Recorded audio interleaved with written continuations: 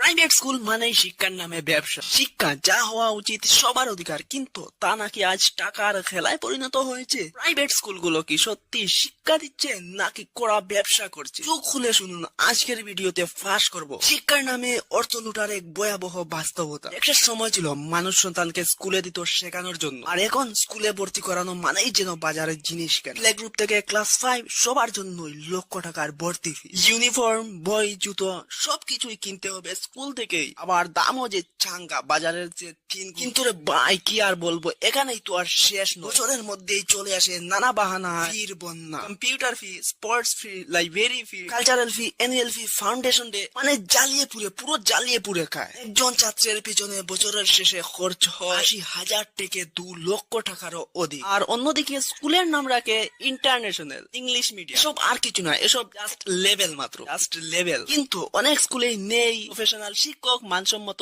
শিক্ষা পদ্ধতি। তবুও শুধু লেভেল দেখেই অভিভাবকরা টাকা ঢালছেন, শুধুমাত্র ভবিষ্যতের স্বপ্নে বিশ্বাস করে। কিন্তু অনেক সময় বাস্তবে শিক্ষার্থীরা শেখার আনন্দটাই হারিয়ে ফেলছে। এখন প্রশ্ন হলো, এই লুটপাটের দায় খাদে সরকার কি কোনো নিয়ন্ত্রণ রাখে এই প্রাইভেট স্কুলগুলোর উপর? উত্তর হলো আজ্ঞান না। কোনো নিয়ম নেই, কোনো কায়দা নেই, তাই যে যার মতো টাকা হাঁকাচ্ছে। আর মধ্যবিত্ত পরিবারগুলো পড়ছে চাপের মুখে, শুধু সন্তানের ভবিষ্যতের চিন্তা করে। এখন প্রশ্ন হলো, এই সকল সমস্যার সলিউশন কি? প্রাইভেট স্কুলগুলোর জন্য নির্দিষ্ট ফি লিমিট, আর সব থেকে ইম্পর্টেন্ট সরকারি স্কুলগুলোর ভারী মাত্রায় উন্নয়ন, আর সবার জন্য অফোর্ডেবল শিক্ষা। শিক্ষার নামে ব্যবসা নয়। আপনার কি অভিমত এই কসাইখানাগুলোকে নিয়ে? আমি চাই সবাই এই প্রাইভেট স্কুলগুলোর বাস্তবতা জানুক।